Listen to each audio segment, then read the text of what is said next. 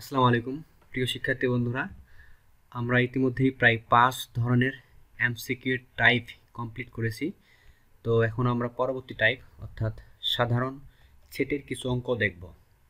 তো চলো সাধারণ সেটের অঙ্ক। তো এখানে বেশ কিছু অপারেশন করব। সেটের যে অপারেশনগুলো আছে, সংযোগ সেট, সেট সেট, বাদ সেট, সার্বিক সেট, কার্তেশীয় গুণজ। তো সংযোগ সেটকে দুইটা সেটকে যখন আমরা সংযোগ করব, এটাকে সাধারণত আমরা এই ইউনিয়ন চিহ্ন দিয়ে প্রকাশ করি। এটা দিয়ে বোঝানো হয় যে এই দুই সেটকে সংযোগ করতে হবে। তো চলো দেখাই দিই তোমাকে। ধরো তোমাকে বললো এ একটা সেট, এই সেটের মান হচ্ছে 2, কমা হচ্ছে ধরো 3।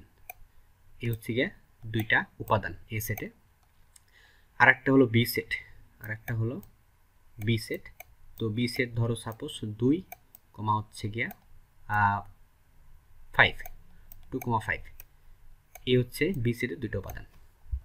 তো তোমাকে এ আর বি সংযোগ করতে বললো, অথবা এটার অপর নাম কিন্তু অথবা, বাংলায় অথবা বলা হয়। অথবা এটাকে আমরা কেমনে প্রকাশ করব, এই যে এই ইউনিয়ন, এটাকে ইউনিয়ন বলা হয়। আর হচ্ছে গিয়ে বি, এ আর বি সংযোগ করতে বললো। তো এর কাজ কি? এর কাজ হলো ইউনিয়নের দুই পাশে মিল অমিল দুটাই নিবে, অর্থাৎ মিলের মধ্যে একটা নিবে আর অমিল সবগুলো নিতে হবে। তো এ আর বি, এই যে এ এবং বি, এদের মধ্যে মিলকে দেখো তো, মিল হচ্ছে গিয়া 2 হচ্ছে মিল। তো কি নিবা? অবশ্যই 2 নিতে হবে, মিলের মধ্যে একটা। আর অমিল 3 এখানে আছে কিন্তু এখানে নাই, তাও নিতে হবে, কারণ অমিলগুলো নিতে হবে। এবং হচ্ছে গিয়া 5 এখানে আছে কিন্তু এখানে নেই, তাও আমাদেরকে নিতে হবে। এটাই হলো এ আর বি এর সংযোগ সেট। সহজ কথা, সংযোগ সেট মানে হলো ওই দুই সেটের মিল এবং অমিল সব নিতে হবে, মিলের মধ্যে একটা, অমিল সব। তো সেট এটাকে এবং বলা হয়। এবং এটাকে আমরা যে চিহ্ন দিয়ে প্রকাশ করি সেটা হচ্ছে যেরকম ইন্টারসেকশন চিহ্ন দিয়ে এটাকে প্রকাশ করা হয়। নিচের দিকে এরকম উল্টা ইউ আকৃতি, এটা দিয়ে প্রকাশ করা হয়। তো চলো এই এ আর বি এর কথাই যদি আমরা বলি, তোমাকে যদি বলে এ এবং বি দুটাকে ইন্টারসেকশন করতে বললো, তাহলে যেটা করতে হবে, এর কাজ হলো শুধু মিলের গুণ নিবে। দুই পাশের যে সেট তাদের মিল, তো মিলকে শুধু 2, 3 আর 5 তো মিল না, শুধু 2 মিল আছে। এখানে অ্যান্সার হবে কত? 2। আর যদি দেখো কোনো মিল নাই, সেক্ষেত্রে ফাঁকা সেট হবে। ফাঁকা সেটকে কি দিয়ে প্রকাশ করা হয়? এই যে এরকম চিহ্ন দিয়ে প্রকাশ করা হয়। কিংবা শুধু সেকেন্ড ব্র্যাকেট দিয়ে রাখতে হবে, এইটা অথবা এটা। তো কখন তুমি এগুলো ইউজ করবে? যখন দেখবে যে কোনো মিলই পাচ্ছ না, তখন আমরা এই কাজটা করব। তো 3 নম্বরটা দেখো, বাদ সেট। প্রথম সেটে যেগুলো অবশিষ্ট থাকবে তাই হবে উত্তর। তো বাদ সেট কি? তো চলো আমরা নতুন দুটা সেট নেই। তো একটি সেটের উপাদান তোমাকে বললো হচ্ছে 1, কমা হচ্ছে 3, এই দুটো উপাদান। আর আরেকটা সেটের উপাদান হচ্ছে গিয়ে, ধরো তোমাকে বললো b is equal to 2, কমা হচ্ছে 3, 2, 3। এই হচ্ছে দুটো উপাদান। তো এ থেকে বি বাদ দিতে বললো, কিন্তু খেয়াল রাখবা যে প্রথমে থাকবে তাকে বাদ দিতে হবে। এই বাদ চিহ্নকে আমরা এই যে ব্যাকওয়ার্ড স্ল্যাশ এটা দিয়ে প্রকাশ করি, অথবা মাইনাস দিয়ে প্রকাশ করা হয়। তো ব্যাকওয়ার্ড স্ল্যাশ দিলাম, এ বাদ বি মানে হলো প্রথম সেট। এখানে এ প্রথমে যাকে লিখবা সে হলো প্রথম সেট। এই প্রথম সেটের মধ্য থেকে বি এর উপাদানগুলো বাদ দিতে হবে। যদি থাকে তাহলে বাদ দিবা, না থাকলে এর মধ্যে যা থাকবে তাই উত্তর।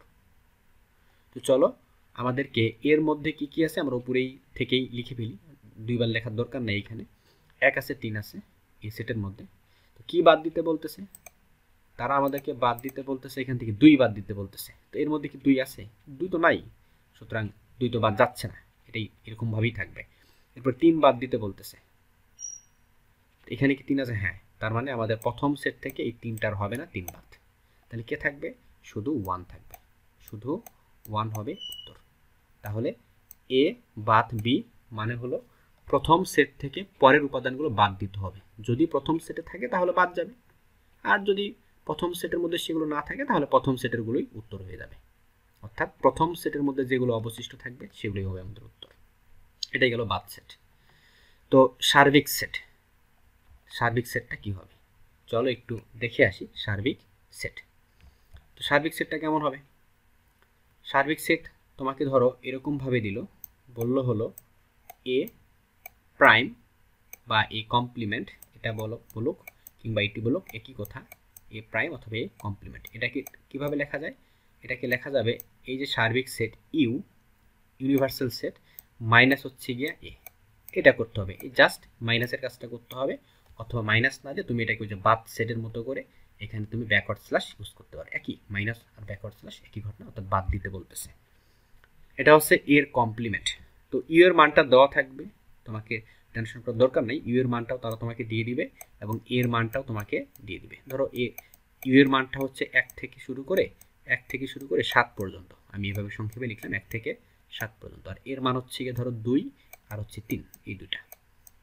তাহলে ইউ থেকে মানে 1 থেকে 7 পর্যন্ত যে সংখ্যাগুলো থাকবে সেখান থেকে 2 আর 3 বাদ যাবে, তাহলে অ্যান্সারটা কি হবে?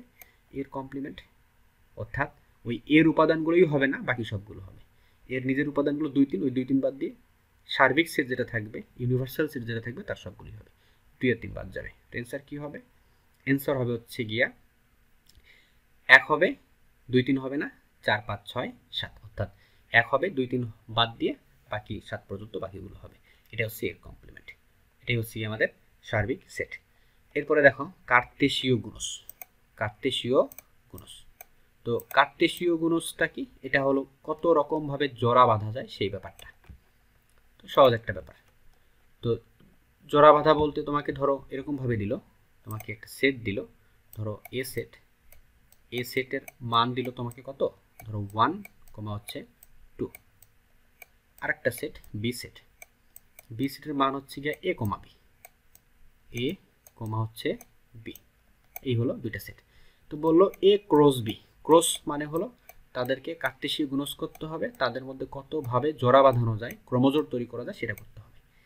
তো কি কি? প্রথমে একের সাথে এ হতে পারে, জোড়া বাঁধতে পারে একের সাথে এ, এগুলো কিন্তু ক্রমজোড়গুলো অবশ্যই প্যারেনথেসিস ফার্স্ট ব্র্যাকেটে লিখতে হবে, এই যে প্রথম বন্ধনী কমা। একের সাথে কিন্তু বিও হতে পারে, পারে না? হ্যাঁ অবশ্যই বিও হতে পারে, আবার 2 এর সাথে এ হতে পারে, 2 এর সাথে এ হতে পারে, আবার 2 এর সাথে বি হতে পারে, 2 এর সাথে বি হতে পারে, এটাই। তো এই যে কয়টা ক্রোমোজোম হলো, 1 2 3 4, এই 4 ভাবে তাদের মধ্যে জোড়া হওয়া সম্ভব। এই যে ক্রোমোজোমগুলো হলো, এই ক্রোমোজোমগুলো নিয়ে যে নতুন একটা সেট, যেই সেটের উপাদানগুলো এক একটা করে ক্রোমোজোম, সেটা হচ্ছে কার্তেশীয় গুণজ। এই সেটের উপাদানগুলো কিন্তু একটা করে ক্রোমোজোম, 4টা ক্রোমোজোম পাইছি আমরা, 4টা উপাদান পাইছি। তাহলে এই এ সেট বি সেট, এখানে একটা জিনিস খেয়াল করো, এ সেটের উপাদান কিন্তু 2টা, কয়টা উপাদান? 2টা। বি সেটের উপাদান কয়টা? এখানেও 2টা। শর্টকাটটা কি? এই নর্মাল গুণ করবা, এখানে 2 আর এখানে 2, 2 আর 2 গুণ করলে কত হয়? 4 হয়। অর্থাৎ এ ক্রস বি করলে বা এ আর বি কার্তেশীয় গুণজ করলে মোট 4টা ক্রোমোজোম তৈরি করা যাবে, 4 ভাবে জোড়া বাঁধানো যাবে। তাহলে বলো দেখি, এ সেটের উপাদান যদি 3টা হয় আর বি সেটের উপাদান যদি 4টা হয়, তাহলে কতগুলো জোড়া হবে? সিম্পল গুণ, 3 আর 4 গুণ করে কত হয়? 12টা জোড়া হবে। এটাই, এভাবে তুমি সংক্ষিপ্তভাবে এমসিকিউ দাঁড়াইতে পারো।